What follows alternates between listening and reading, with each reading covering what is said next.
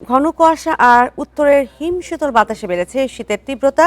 হাড় কাঁপানো কনকনে ঠান্ডায় ব্যাহত হচ্ছে স্বাভাবিক জীবনযাত্রা। শীত পরিস্থিতি নিয়ে আরো জানাতে পঞ্চগড় থেকে যুক্ত হচ্ছেন সহকর্মী শফিকুল আলম। শফিকুল আলম, আজকে পঞ্চগড়ের তাপমাত্রা কত রেকর্ড করা হয়েছে, জনজীবনের ভোগান্তি কতটা?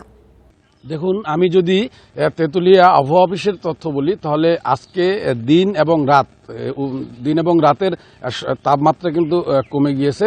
সকাল 9টায় তেঁতুলিয়া আবহাওয়া অফিসের পক্ষ থেকে সর্বনিম্ন তাপমাত্রা রেকর্ড করা হয়েছে 12 ডিগ্রি সেলসিয়াস। গতকালকে কিন্তু সর্বনিম্ন তাপমাত্রা ছিল 13.3 ডিগ্রি সেলসিয়াস। এদিকে যে দিনের তাপমাত্রা, আমরা সর্বোচ্চ তাপমাত্রা যেটি বলে থাকি, গতকাল ছিল 17.8 ডিগ্রি সেলসিয়াস।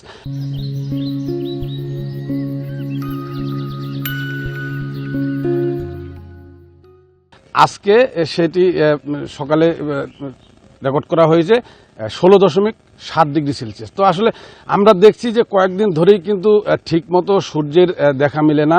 সকাল থেকে ঘন কুয়াশা ঢেকে থাকে, দিনভর হালকা কুয়াশা থাকে, সাথে উত্তরের হিমশীতল বাতাস থেকে। মূলত এই বাতাসের কারণেই কিন্তু হাড় কাঁপানো ঠান্ডা অনুভূত হচ্ছে। আমরা এর প্রভাবে আসলে দেখছি প্রতিদিন বিকেলের পর থেকে মানুষজন স্বাভাবিক যে কর্মচাঞ্চল্য, সেই কর্মচাঞ্চল্য আমরা দেখছি না। সন্ধ্যার পর থেকেই শহর কেমন জানি একটি ফাঁকা হয়ে যাচ্ছে। আর পরবর্তী দিনের কিন্তু সেই সকাল থেকেই আবার ঘন কুয়াশা, সারাদিন হালকা কুয়াশা থাকছে। আর আজকে সকাল থেকে যদিও কুয়াশা তেমন একটা নেই, তারপরেও বাতাস রয়েছে।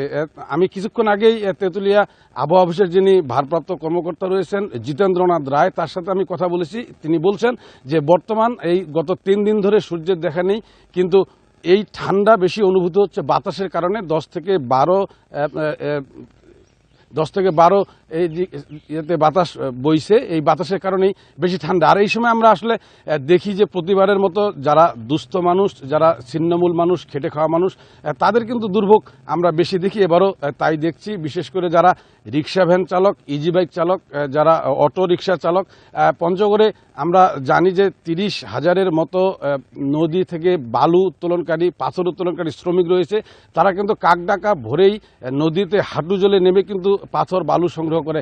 এদের আসলে সীমাহীন দুর্ভোগ আমরা দেখছি। আমি কিছুক্ষণ আগে কথা বলেছি একজন রিক্সা চালকের সাথে। তিনি বলেছেন যে আমরা স্বাভাবিক সময়ে সারাদিনে 700 থেকে 800 টাকা পর্যন্ত আয় করি, কিন্তু বর্তমানে সেই আয় তাদের অর্ধেকে নেমে এসছে। বলছেন যে 300 থেকে 400 টাকা তারা আয় করছেন। তার কারণ এই শীতের কারণে খুব বেশি প্রয়োজন ছাড়া কিন্তু মানুষজন রিক্সা, ইজি বাইকে উঠছেন না।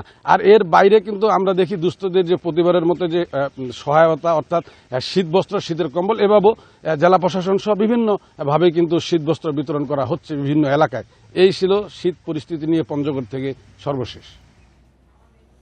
শীত পরিস্থিতি নিয়ে পঞ্চগড় থেকে জানাচ্ছিলেন সহকর্মী শফিকুল আলম।